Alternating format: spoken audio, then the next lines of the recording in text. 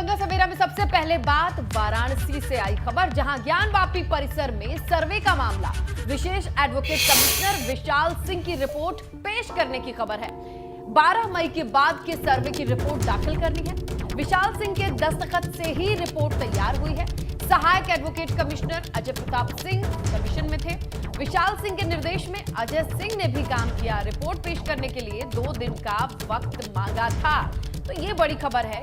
3 court commissioner, जहां शुरुआत एक कोर्ट कमिश्नर से हुई थी, लेकिन मामला विवाद जब बढ़ा तो 2 सहायक कमिश्नर भी नियुक्त किए गए और अब बारी है इनके रिपोर्ट पेश करने की।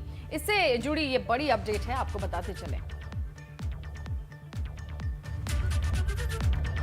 चलिए आज बहुत अहम दिन है, इसी पर विस्तार से बात कर लेते हैं और जानकारी लेते हैं। हमारे साथी मोहम्मद मोइन जुड़ चुके हैं, सीधे उन्हीं का रुख कर लेते हैं। मोइन, आज देखिए जो सर्वे की रिपोर्ट है वो पेश होनी है, कितने बजे पेश होगी, क्या जानकारी आपके पास है आज के दिन को लेकर? मोइन,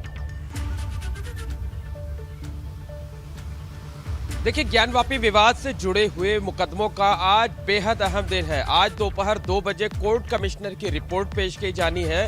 इसके साथ साथ कई अर्जियों पर सुनवाई भी होनी है। तो दोपहर 2 बजे के वक्त कोर्ट कमिश्नर जो है वो अपनी रिपोर्ट अदालत में दाखिल करेंगे और बहुत मुमकिन है कि सील बंद लिफाफे में चिप के साथ, पेन ड्राइव के साथ और क्या कहते हैं फोटोग्राफ्स के साथ जो है ये रिपोर्ट दाखिल की जाएगी। हालांकि रिपोर्ट कितने पन्नों की होगी, क्या कुछ उसमें होगा, इसको लेकर के अभी कोई जानकारी नहीं मिल पाई है। जो एडवोकेट कमिश्नर है उनका ये कहना है कि ये पूरा का पूरा डाटा जो है वो गोपनीय होगा और इस वजह से इस बारे में कोई जानकारी नहीं दी जा सकती है। इसके साथ साथ आपको बता दें कि आज कई अहम मुद्दों पर सुनवाई होनी है, जिसमें सबसे प्रमुख है कि जो हिंदू पक्ष की वादी महिलाएं हैं उनकी तरफ से एक अर्जी जो दाखिल की गई है कि सर्वे का काम अभी पूरा नहीं हुआ है, सर्वे आगे भी जारी रखी जाना चाहिए।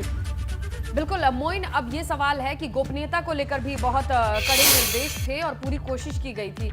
इसको लेकर के कुछ सख्त कदम भी उठाए गए हैं और आज अगर वक्त की बात करें तो कब तक ये स्पष्ट हो जाएगा कि रिपोर्ट पेश करनी है?